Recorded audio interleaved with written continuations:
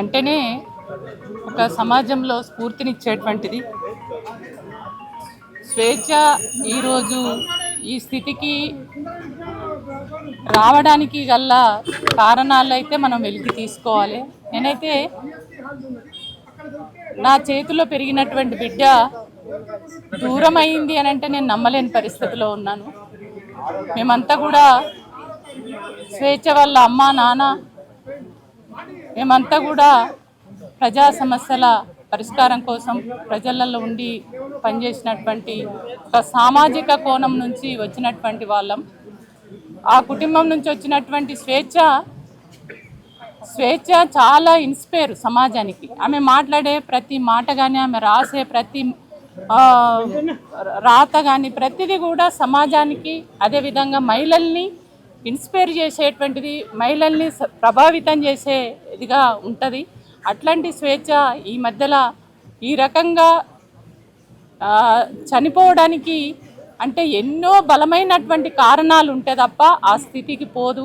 ఎందుకంటే చాలామంది మహిళలకు ధైర్యాన్ని ఇచ్చేటువంటి అమ్మాయి మేము ఊహించలేకపోతున్నాం. కాబట్టి ఈమె చావుకు కారణమైనటువంటి కారణాలు ఏవైనా అవి వెలికి తీసి భవిష్యత్తులో ఇట్లాంటి సంఘటనలు జరగకుండా ఖచ్చితంగా చర్యలు తీసుకోవాలి, విచారణ జరపాలని చెప్పేసి నేను కోరుతున్నాను. స్వేచ్ఛ మరణం అనేటువంటిది తెలంగాణ సమాజానికి చేరని లోటు. ఎందుకంటే జర్నలిజంలో, తెలంగాణ ఉద్యమంలో కూడా ప్రజల పక్షం వహించి ప్రజా సమస్యల్ని ఎప్పటికప్పుడు ఎలుగెత్తి చాటేటువంటి ఒక జర్నలిస్ట్గా ఆమె జీవితం ఎంత ధైర్యంగా ఉండి అనేక మందికి ధైర్యం చెప్పేటువంటి స్వేచ్ఛ తాను ఇంత అధైర్యంగా ఎందుకు పోయిందో అనేటువంటి వెనక ఎంత సంఘర్షణ పడిందో అనేటువంటి ఒక బాధ ఇలా మా అందరిలోనూ కూడా ఉంది.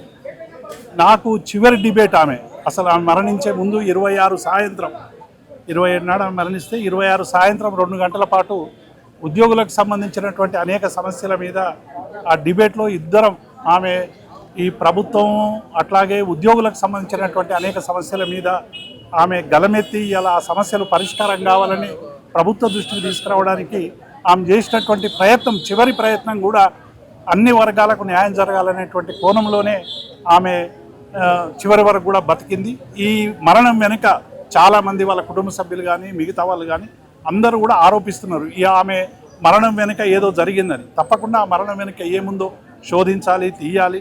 తప్పకుండా దీని మీద విచారణ జరిగి భవిష్యత్తులో స్వేచ్ఛలాగా ఎవరు కూడా ఇటువంటి మరణాలకు తావు లేకుండా చూడాలని మేము విజ్ఞప్తి చేస్తూ ఉన్నాం. అట్లాగే ఆమె కుటుంబ సభ్యులకు అందరికి కూడా, ఎందుకంటే ఆ కుటుంబం అంతా కూడా ప్రజా ఉద్యమాల్లో వచ్చినటువంటి కుటుంబం, అనేక కష్టాలు, సమాజం పట్ల ఒక నిబద్ధత, ఒక శాస్త్రీయమైనటువంటి దృక్పథంతో వచ్చినటువంటి కుటుంబంలో పుట్టిన బిడ్డ తప్పకుండా సమాజానికి ఒక గొప్ప మేలు చేస్తుందని భావించినటువంటి తరుణంలోనే అనతి కాలంలోనే ఆమె మరణం అనేటువంటిది మా అందరికీ ఎంతో దుఃఖభరితం. సహజకి జోహార్లు, కుటుంబానికి ప్రగాఢ సానుభూతి.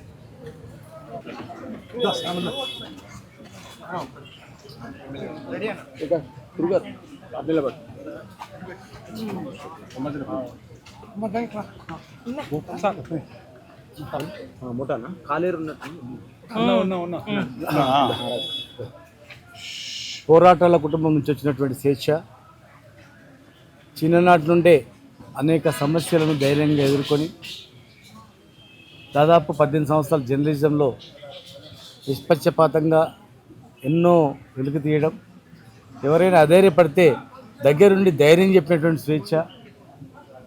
మరి ఆమె ఈరోజు ఇలా ఆత్మహత్యకు పాల్పడడం అనేది చాలా దురదృష్టకరం.